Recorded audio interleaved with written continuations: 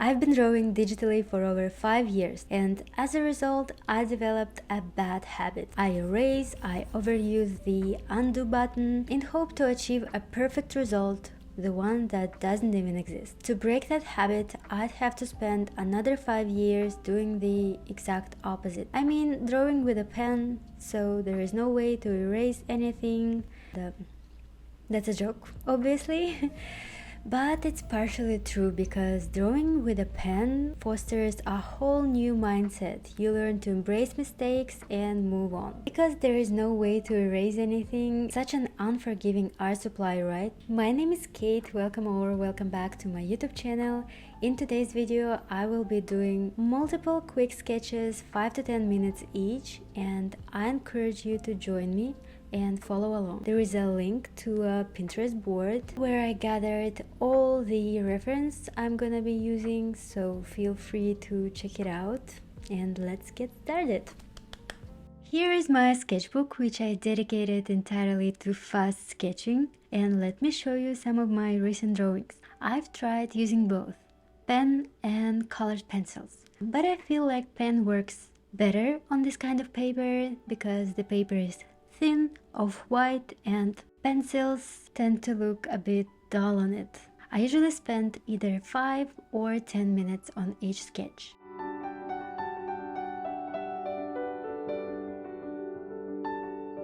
This is my go-to pen, the Faber Castell Liner 0.3 in black. I also have a set of pens called SIPA. I hope I pronounce it correctly, and I'll be using them as well for today's sketches. If you're interested in getting any of these pens, I've included links in the description. So let's get started. The first page is dedicated to 10-minute sketches.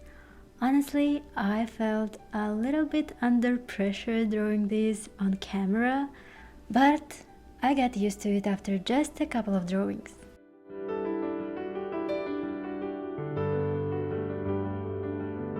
I've refined my process a bit recently. I used to start any face drawing with a circle to guide the placement of facial features, but all the guidelines looked so harsh in pen drawings. Now I've switched to using small dabs or lines that help me establish proportions. Typically, I measure 3 roughly equal spaces from the hairline to the eyebrows, from the eyebrows to the bottom of the nose, and from the nose to the chin. This method seems to work well, and I don't think I've had any problems, any issues with it, especially when working on simple front or 3/4 views.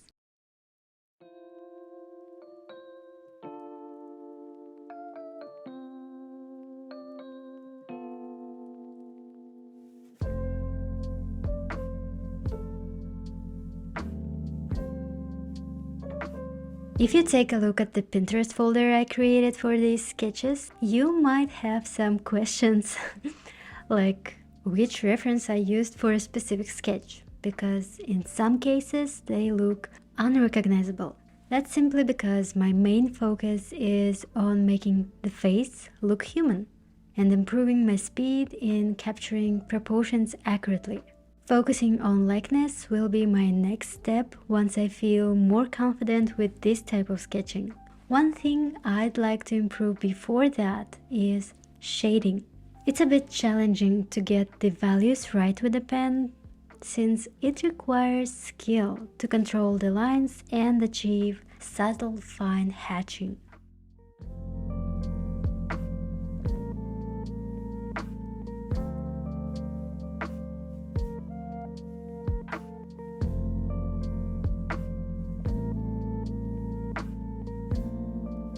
I really love this sketch here. The shading and hair turned out nicely.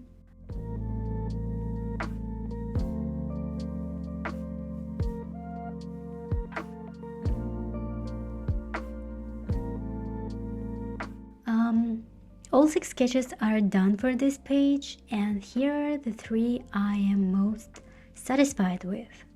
The other 3 could be improved in my opinion. For the next spread, I will be using a SIPA blue pen, and these are going to be 5-minute sketches. Sometimes I prefer this timing because it prevents me from ruining sketches with excessive shading.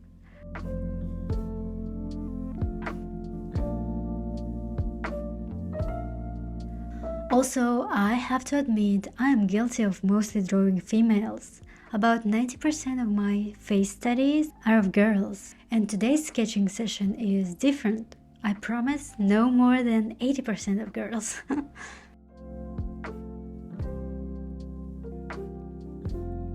Let me share a bit about my sketching background and how I've tried to track my progress. I used to sketch on an iPad using Procreate, but unfortunately, most of those sketches are gone. I deleted them. Back then, I didn't realize how valuable those beginner drawings full of mistakes were. Instead, I compared my early work to someone else's advanced level and convinced myself that my sketches were awful. By doing that, I took away the chance to appreciate my slow but steady growth. I still have a lot of my old drawings, but I wish I just kept more of them. Over time, I also learned that progress isn't always linear. We don't improve with every single drawing, and sometimes we experience setbacks, and that's okay. I've had moments where I'd look at my sketches and think, what? Why my older drawings look better than what I'm doing now? It left me feeling sad, discouraged, and confused. But now I focus on simply filling my sketchbooks with all kinds of drawings. And you know what? I don't hate my ugly drawings anymore. They are just as important because they are part of my art journey. How does that sound? Do you agree with this point of view?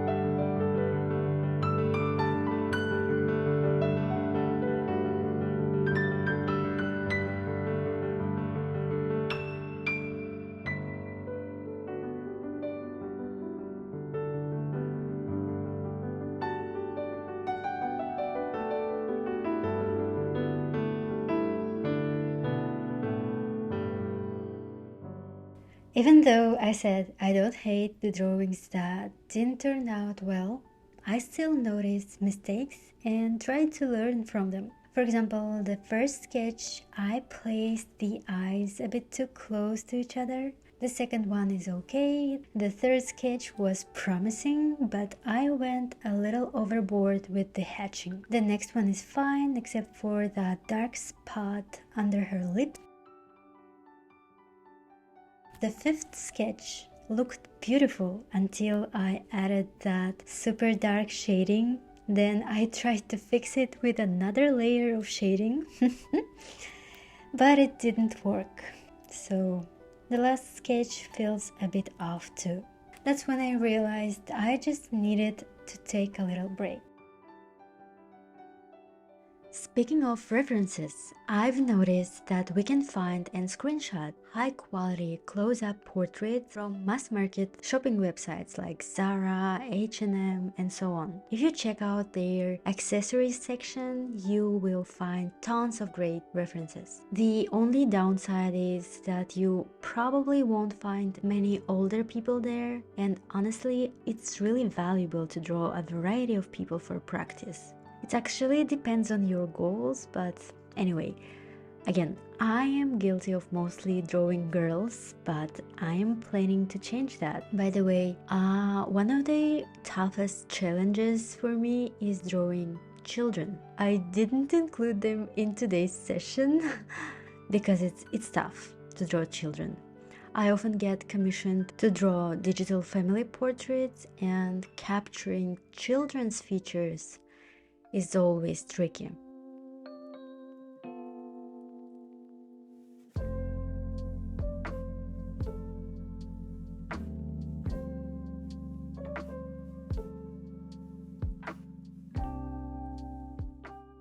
Now, here's the last page for today. I had so much fun with this process. I don't think I've ever drawn 30 faces in one day before.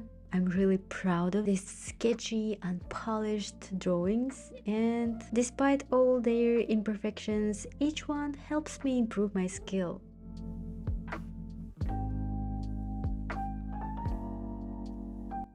I have a few sketchbooks, each for different purposes. One for gouache, one for art classes, for mixed media drawings, other ones, and this one for fast sketches. And so far, I naturally gravitate towards this one because it's easier to find time for this type of sketching without pressure to create polished pages. If I keep going like this, I will probably able to record a sketchbook tour pretty soon, maybe in a couple of months. I hope you enjoyed the video and maybe it even inspired you to draw. Actually, that would be the best outcome.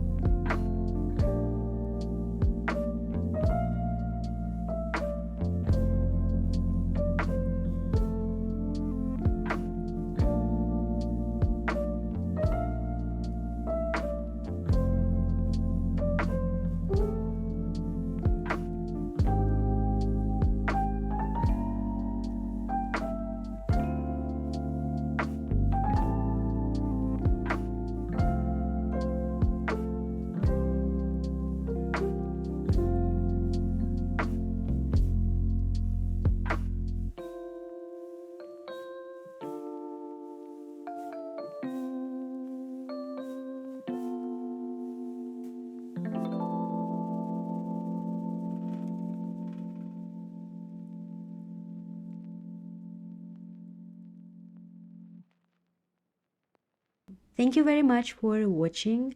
I wish you endless inspiration and creativity. Bye bye.